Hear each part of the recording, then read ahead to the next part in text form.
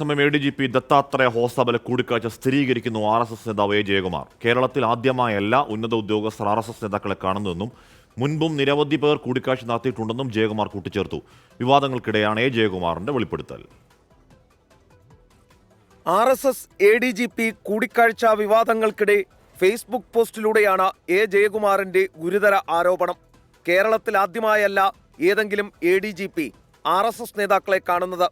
ഉന്നത IAS IPS ഉദ്യോഗസ്ഥരും chief സെക്രട്ടറിമാരും RSS നേതാക്കളെ കണ്ടിട്ടുണ്ട്.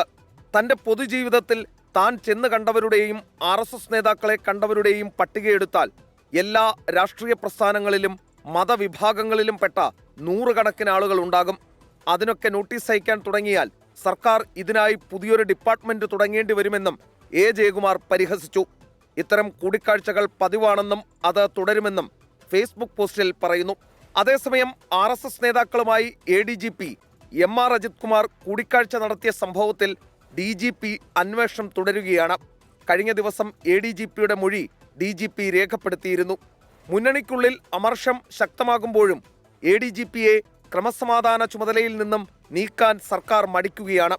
പൂരം കലക്കൽ വിവാദത്തിൽ ആഭ്യന്തര സെക്രട്ടറി ശുപാർശ ചെയ്ത തുടരന്വേഷണത്തിലും തീരുമാനമായിട്ടില്ല. എസ് ശ്രീകാന്ത്, 24, കൊച്ചി.